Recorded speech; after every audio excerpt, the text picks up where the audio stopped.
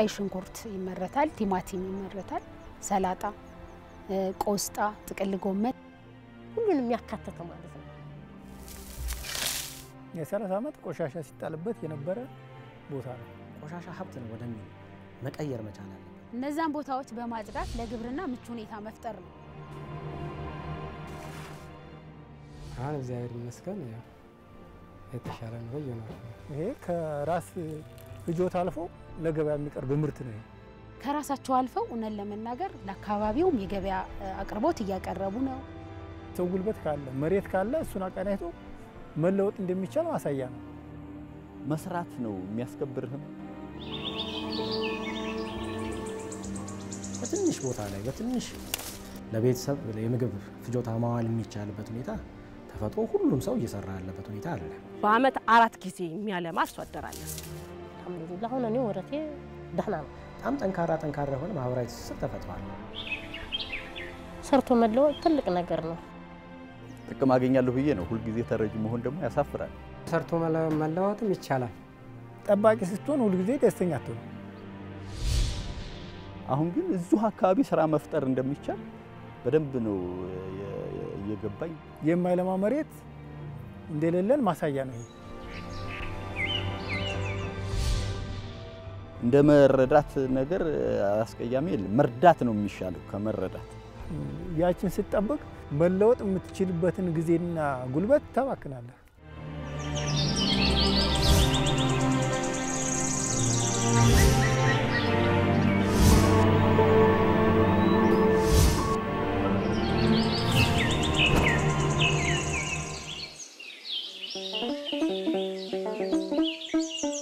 በቀሎ ወደ 2 ጊዜ ምናምን ዘርቸው አገልግሎት ውሏል ሰላጣም ምንም ጎመንም በጊዜያዊነት ቲማቲም የተጠቀምንበት ቆይተናል ጎመን አለው ሰላጣ አለው ቲማቲምም ነበረው ሚጥሚጣም አለው ሁሉንም ያካተተ ማለት ነው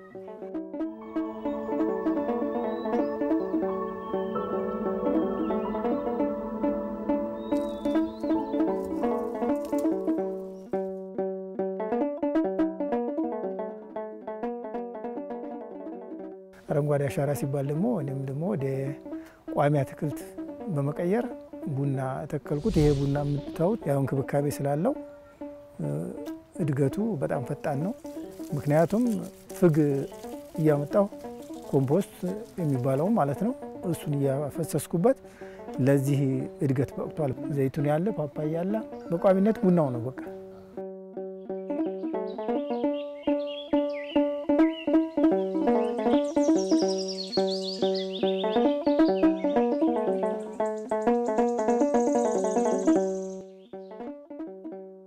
በተለያዩ የአትክልትና ፍራፍሬ ዝርያዎች እየለማ የሚገኘው ይህ ማሳ ከ3 10 ዓመታት በላይ ቆሻሻ ይጣልበት የነበረ መሬት ነው እንደ ተራራ የገዘፈውን ቆሻሻ አስወግዶ ወደ ልማት መቀየር ቀርቶ በርቀት ለመመልከት አስቸጋሪ የነበረው ይህ ቦታ በልማት አርበኛው መሐመድ አሊ ወደ ዛሬ ማንነቱ ተቀይሯል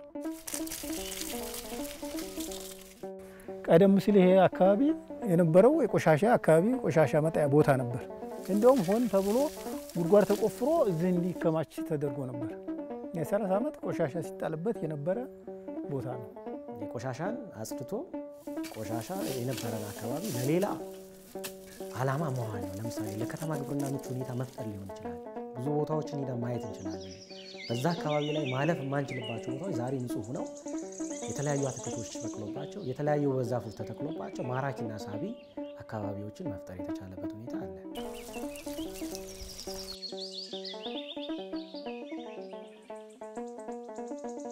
ይሄ ባከነ መሬት አገልግሎት ይሰጣል ወደሚለው ህርኩና ማጽዳት ጀመርኩ ያው ለአገልግሎት መዋል አለበት በሚል በራሴ እይታ አጠናሁት ከዛ ወደ ስራ ገባሁ ሳልሰለች ያን በማጽዳት ወደ ስራ ገባሁ ያው ለውጥ አይቼበታለሁ እንግዲህ ለከተማ ግብርና ምቹ ሁኔታ መፍጠር ስንል የወንዝ ዳርቻንም ይጨምራል አላግባብ ታጥረው የነበሩ በኮምቦልቻ ከተማ ቦርቸሌ አካባቢ የሚገኘውና ግማሽ ሄክታር አካባቢ ስፋት ያለው ይህ መሬት ጊዜያዊና ቋሚ አትክልትና ፍራፍሬ ዝርያዎችን አጣምሮ ያዘ ከዚህም በፊት በቀሎ ወደ 2 ጊዜ ምናምን ዘርቸው አገልግሎት ውሏል። ሰላጣም ምንም ጎመንም በጊዜያዊነት ቲማቲም የተጠቀምንበት ቆይተናል። ጎመን አለው፣ ሰላጣ አለው፣ ቲማቲምም ነበረው፣ ሚጥሚጣም አለው። ሁሉንም ያካተተ ማለት ነው። የማይቆፍር እጅ ቆፍሮ መብላት እንዳለበት እያሳየን ያለበት ሁኔታ ነውና አካባቢያቸውንም አልምተው የራሳቸውንም ሕይወት የሚቀይሩበት ስለሆነ ይሄ ትልቅ ስራ ተሰርቷል ብለን ነው በዚህ የምናስበው። እስከዛሬ ሳንጠቀምባቸው ባዶ ዝም ብሎ የተቀመጡ ቦታዎችን ምን ማድረግ ነው? ማልማት ነው። በትንሽ ቦታ ላይ ራስን በመገብ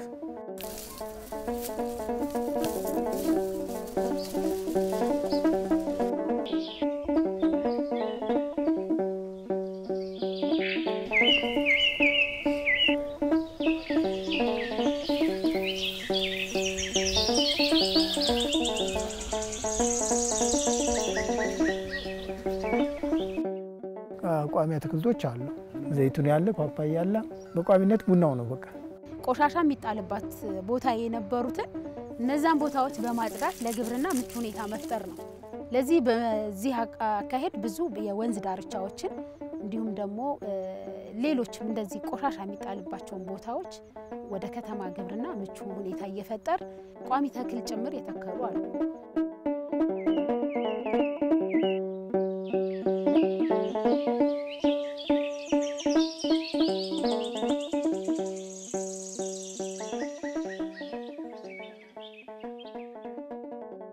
መሐመድ አሊን ጨምሮ በከተማ ልማታዊ ሴፍትኔት ፕሮግራም ታቅፈው የነበሩ ዜጎች በተለያዩ ዘርፎች የተሰማሩበት የሥራ መስክ ሰምሮላቸው የምግብ ዋስትናቸውን በቤተሰብ ደረጃ አረጋግጠዋል።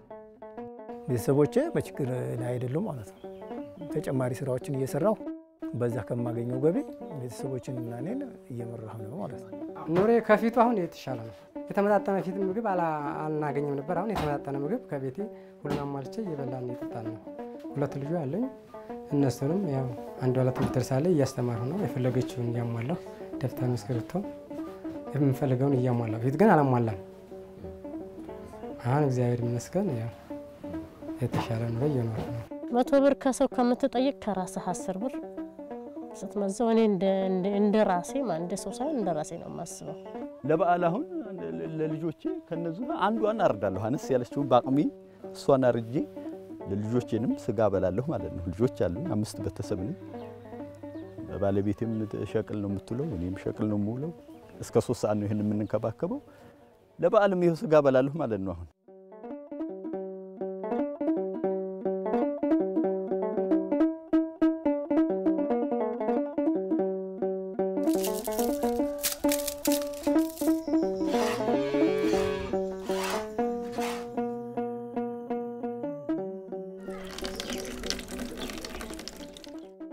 በጠባብ መሬት እየለማ የሚገኘው የከተማ ግብርና በከተሞች የሚስተዋለውን ድህነትና የምግብ ዋስትና ችግር ከመቅረፍ ባለፈ የገበያ ንረትን ለማረጋጋትም ሚናው የጎላ ነው።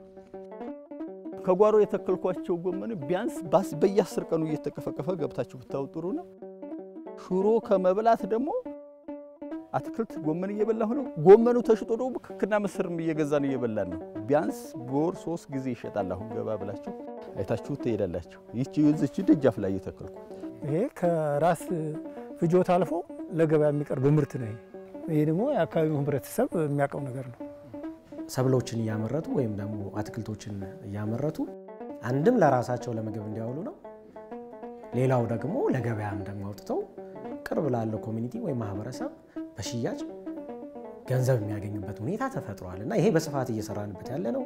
ጊዜያዊ ደግሞ ቶሎ የሚደርሱ በ45 ቀን የሚደርሱ ምርቶች ላይ ደግሞ እንደዚሁ ሽንኩርትም፣ ቲማቲምም፣ ቀይ ስር፣ ቃሪያ እንደዚህ የተለያዩ ተክሎችን እየተከሉ ከራሳቸው አልፈው እነን ለመናገር ለአካባቢውም የገበያ አቅርቦት እያቀረቡ ነው።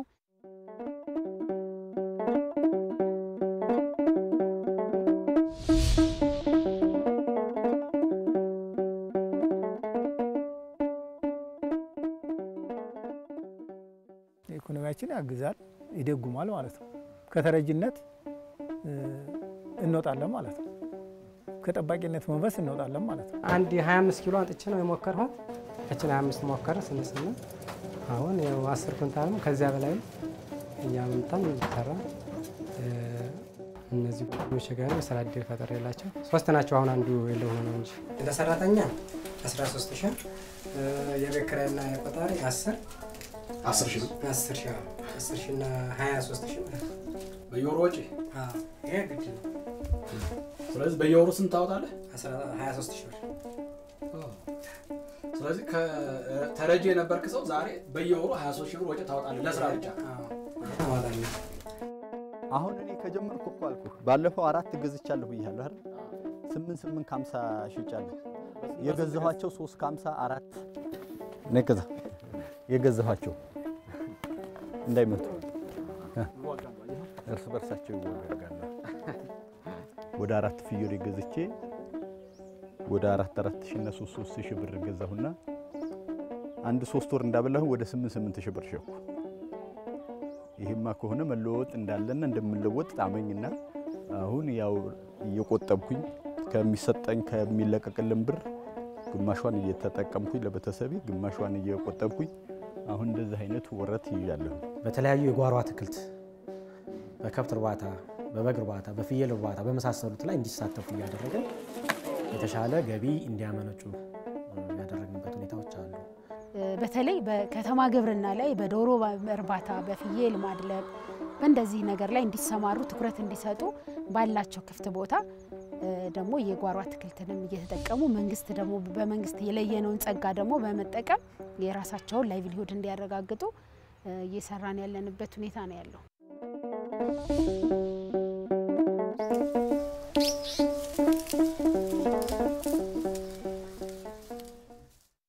የከተማ ልማታዊ ሴፍትኔት ፕሮግራም በድህነት ውስጥ የሚኖሩ ዜጎች አካባቢያቸውን እያለሙ ሀብት መፍጠር እንዲችሉ እድል የሚሰጥ በመሆኑ በድህነት ይኖሩ የነበሩ ብዙ ዜጎች ከልመናና ተረጅነት ወጥተው ሀብት መፍጠር ችለዋል።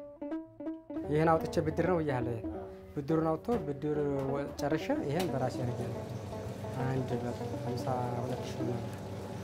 ሲቀጥል ያው የለት ምግብንም እርዳታው እንዳለ ቤተሰብ እየረዳው ይሄ የ80 ምናምን ሺህ ብር ዱቄት እዚህ ላይ አለ። ባንክ ላይም እንደው አለ ተንቀሳቃሽ ገንዘብ አለ። እኔና ቤተሰቦቼ ስራ እየሰራን የሚገኘውን አትክልት ገቢ የሚገኘውን የላሞች ወተት ውጤት እሱን ጭምር በመያዝ ይሄ እነዚህ ቤቶች ተዛ በፊት ነው የተሰሩት እነዚህ ማለት ነው። ያንኛውን ቤት ግንባታ ሲገነባ ከዛ ወዲህ ነው የገነባሁት። አንድ 4 ነው እንደዛ 5 አካባቢ ነው 5 ክፍል ቤት እንደዛ ነው። እሱን ግንባታ ገነባው። እስካሁን ድረስ እንግዲህ ፈጣሪን እያመሰገንኩ እየኖርኩ ነው። ቤተሰቦቼም እኔም በዚህ እንትን ችግር ውስጥ እንገባለን የሚል ወይም ደግሞ የመንግስት ድጋፍ ይደገፋል የሚል አላማ የለኝም። እንደኔ እንደራሴ ታግዬ ተፍጨርጭሬ ምን ብዬ ያው አልহামዱሊላህ አሁን እኔ ወረቴ ደህና ነው፣ ምንም አይልም። ያው እየሰራሁ ነው አልহামዱሊላህ። ያው በትንሽ ቦታ ላይ ራስን በመገብ መቻል የሚያስችሉ ለምሳሌ በገበያ ሄደን ገዝተን የምናመጣቸው የተለያየ ካሽ ክሮፖች ወይም ደግሞ ገበያ መር ሰብሎችን በተመለከተ በትንሽ ቦታ ላይ በትንሽ ማዳበሪያ ወይም ሌሎች ፖቶች ላይ ማብቀል ለቤተሰብ የምግብ ፍጆታ ማዋል የሚቻልበት ሁኔታ ተፈጥሮ ሁሉም ሰው እየሰራ ያለበት ሁኔታ አለ።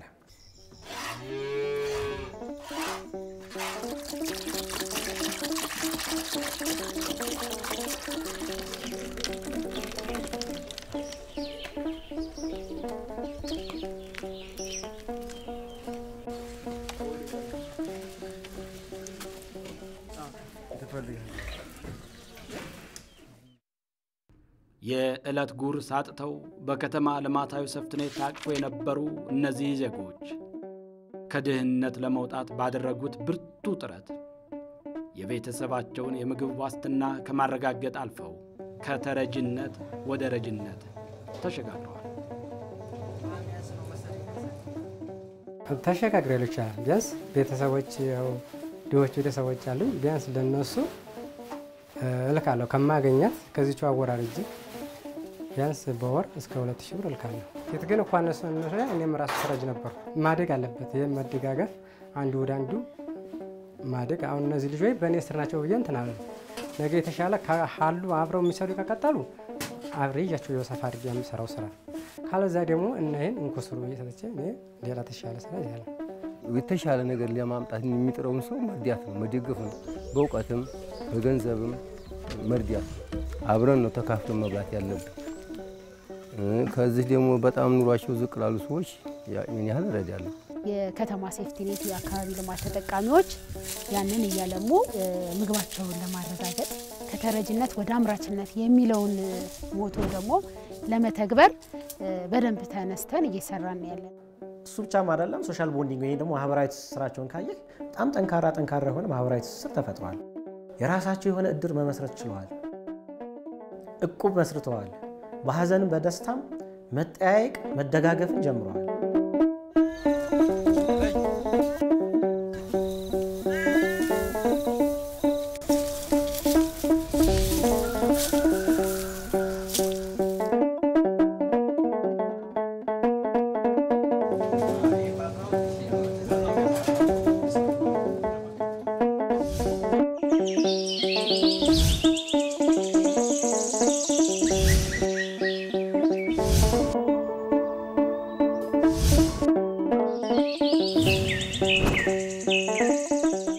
በከተሞች እየተከናወነ ያለው የከተማ ግብርና በቤተሰብ ደረጃ የምግብ ዋስትናን ለማረጋገጥ ካለው ፋይዳ ባሻገር የአየር ንብረት ለውጥን ለመቋቋምና የአካባቢ ብክለትን ለመከላከልም ከፍ ያለ ድርሻ አለው።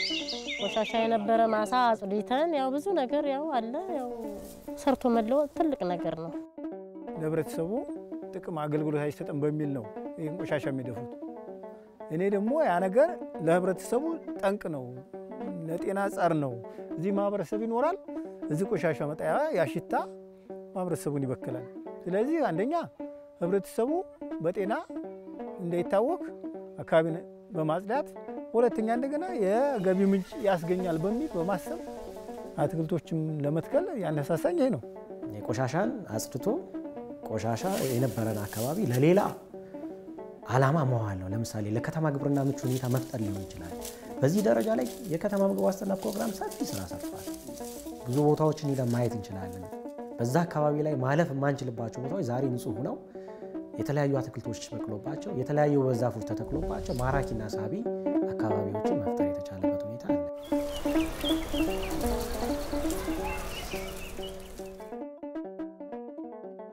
ስር ከሰደደ የድህነት አዙሪት ውስጥ ለመውጣትና የምግብ ሉዓላዊነትን በራስ አቅም ለማረጋገጥ የሥራ ባህልን በማሳደግ በርትቶ መስራት ብቸኛው አማራጭ እንደሆነ መሐመድ አሊና ጓደኞቹ ይናገራሉ።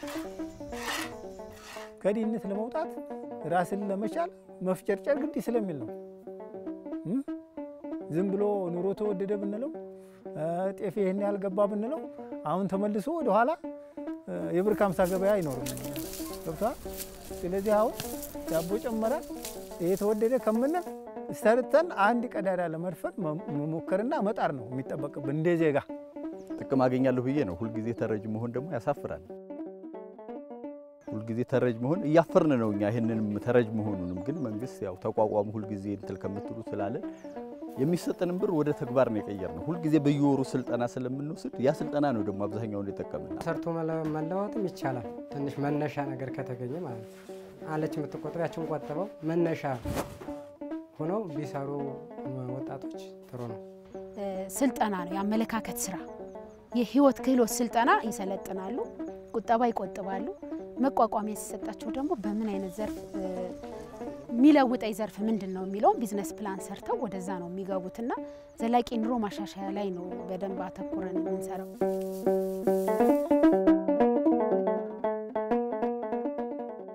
መስራት ነው የሚያስከብርህም ጥሩም እንድትኖር ጤናማም የሚያደርግህም ብትሰራ ጥሩ ነው። በላብህ ጥረስ ግረስ ስትበላ በዛ ሰዓት ነው ደስተኛ የምትሆነው። አዳዲስ ነገሮችን መፍጠር የምትችለው ኑሮህን ማሻሻል የምትችለው። ይሄ እርካታ አለው። ስሰጥም ያው እርካታ አለው፣ ስሰራም እርካታ አለው። በቃ ያለው ስሜት አሁን በጣም አሪፍ ነው።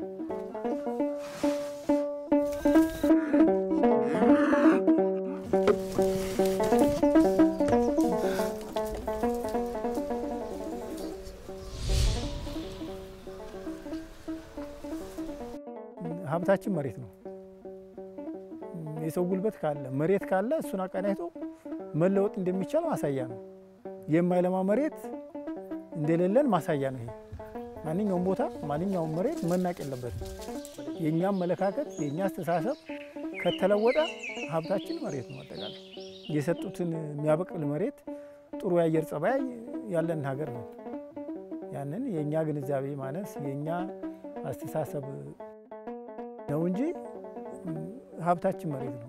ያንን ከተጠቀም በትንሹ ይሄ እኔን ቤተሰቦችን ሊያግዝና ሊረዳ የሚችል የሚል አስተሳሰብ ነው በውስጥ ይዤ ይሄንን ለማልማት የቻልኩት። ጓሮ ራሱ አሁን ጓሮ ብትገቡ ፍጋቸውን እንትን ብዬ ጎመን አለ አሁን ገብታችሁ ብታዩት እዛችሁ መሬት ላይ ራሱ እዚህ ላይ የፍጋቸውን እያጠራቀምኩ ጎመን ራሱ እየተጠቀምን ነው።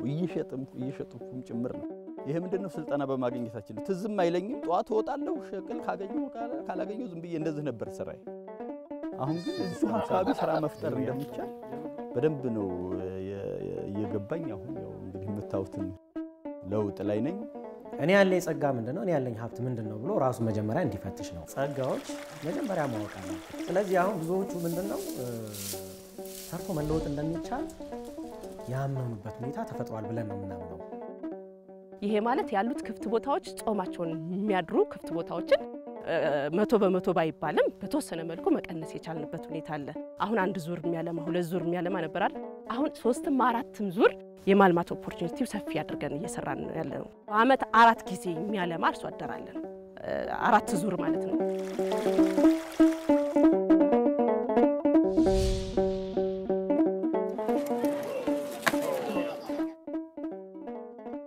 አካባቢያቸውን እያለሙ ድጋፍ የሚደረግበት የከተማ ልማታዊ ሴፍትኔት ፕሮግራም በከፋ ድህነት ውስጥ ላሉ ዜጎች መልካም ቢሆንም አቅምና ጉልበት ያላቸው ሰዎች በዚህ ፕሮግራም ውስጥ መካተታቸው ለከፍተኛ የስነ ልቦና ጉዳት እንደሚጋለጡ የፕሮግራሙ ተጠቃሚዎች አልሸሸጉም።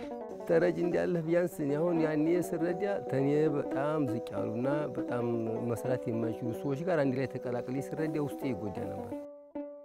ምክንያቱም እኔ መስራት እየቻልኩ ገና ያለሁ እነሱ ጋር ብሬ እርዳታ እንትን ተሰልፌ ስጠቀም ውስጤ እንትን ይላል ስል በዛ አይነት መንገድ ዛሬ ነገ ተዛሬ ነገ ሲባል ወደዚህ ወደ መጣት ደረሱ። የምንዛ በፊት ላይ ያው ተረጅ ነበር ረዳ ነበር በመስራት በቤተሰቦች ጭምር እየተሰራው ስለወጥ አሁን ላይ ደግሞ የዳታ መንፈስ በአእምሮዬ ውስጥ አይኖርም። እዚህ ቀደም እንዲሁ የዛሬ 5 ዓመት ነው 6 ዓመት ሆነ። የዛን ጊዜ ያው ዲሃ ተፈጥሮ የዲሃ እንትን ተብሎ ቤት ይሰጥ ነበር ይሰራ። የዛን ጊዜ ተገምግመን ተመለስነች አልከሻለ ለምን እንዲሆናል መስራት እየቻልኩ እንዴት ሙሉ አካል ኑሮኝ እንዴት ህዝብ ፊት እቆማለሁ ብዬ ከህዝብ ማለት ነው በጣም አልከሻለሁ። ስሜቱ ይሄን ያህል ነው ማለት ነው።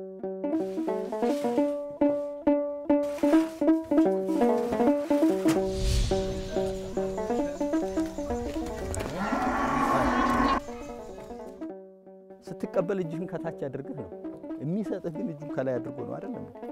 ያ የሚሰጠው ሞራል ሲኖረው የሚቀበለው ለጊዜው ከላይ ደስ ይበለው እንጂ ውስጡ እኔ ውስጤ እንደራሴ ውስጤ ትንሽ የሚቀንስብኝ ነገር አለ።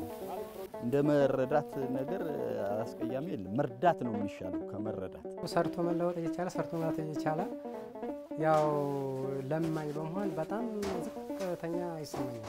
እንደ ውርደት በቃ ከለብነት አንስሻ ላይ ግን አማራጭ የለ ሲሆን ያው ያችን ቀን ለማለፍ ሲባል ግዴታ እጄ አንገቴን ደፍቼ እቀበላለሁ።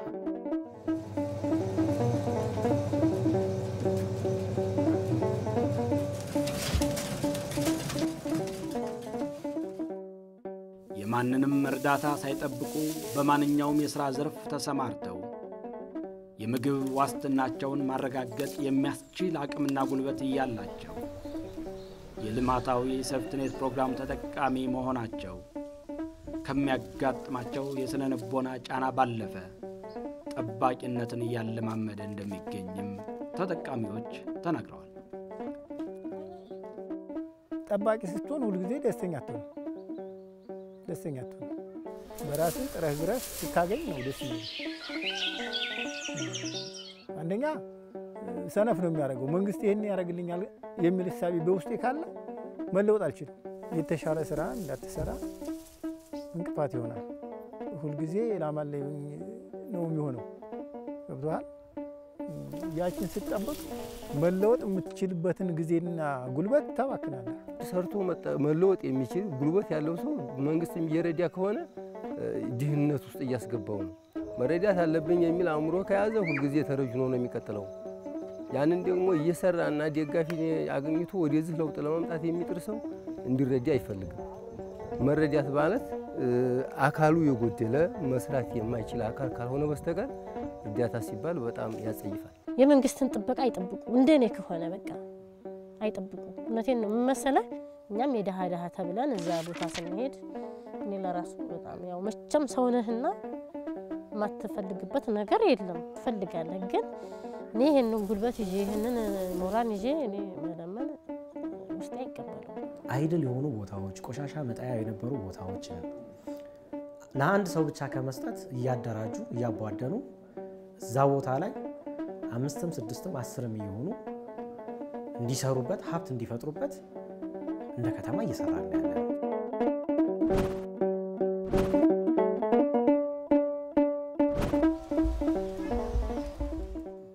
መስራት የሚችል ሰው ጉልበት ያለው እየለመነ ነው ያለው። ሰው ሰራሽም ይሁን ተፈጥሯዊ አደጋ ሲከሰት በዛን ሰዓት ምንም ማድረግ አይቻልም፣ ድጋፍ ሊደረግ ግድ ይላል። ከዛ ውጭ ግን በኖርማል ሰዓት መሀል ከተማ ላይ እየተዞረ ሰርቶ የሚበላ ሰው ተሰልፎ መለመን ይሄ ከተማ አገልግሎቱም በክልል ደረጃም በፌዴራልም ደረጃ ህግ ቢዋቀርለት የተሻለ ይሆናል ብዬ ነው የምገምተው። የአገሪቱንም ገጽታ የከተማን ገጽታ ያበላሻል። ከስርቆታ ሰንሻ ላይው በጣም ወርደ ምክንያቱም የማይሰሩ ጤና የሌላቸው ቢለምኑ እነሱን መረዳት ያለ ነው ባህላችን ነው። ግን መስራት እየቻሉ ሙሉ ጤና ይዘው ሙሉ ዕውቀት ይዘው የሚለምኑ ሰዎች እነሱን እንደው በዚህ አይነት ስራ ብዙ ስራ አለና በዚህ ዘርፉ እየሰሩ የተቀናቀ ባንድ በማህበር የሆነ መስራት ይቻላል፣ በግል መስራት ይቻላል። እንደዛ እየሆነ ቢሰሩ ደስ ይላል።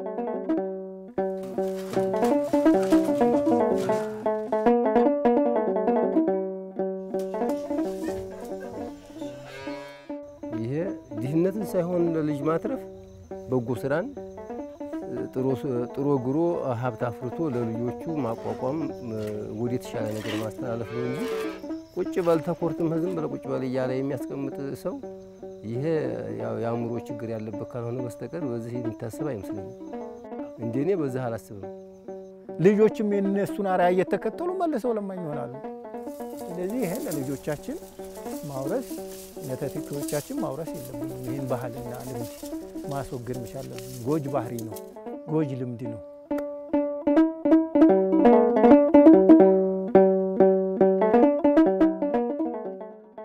የዓለም ባንክ ከኢትዮጵያ መንግስት ጋር ያደረጉት ትብብር የምግብ ዋስትና ችግር ውስጥ ለገቡ ዜጎች በአጭር ጊዜ ድጋፍ በዘላቂነት ራሳቸውን እንዲችሉ ያለመ ስምምነት በመሆኑ መስራት የሚችሉ ዜጎች ከጠባቂነት መንፈስ ወጥተው የምግብ ሉዓላዊነታቸውን በራሳቸው መንገድ ማረጋገጥ ከሁሉም ዜጋ የሚጠበቅ ኃላፊነት ነው።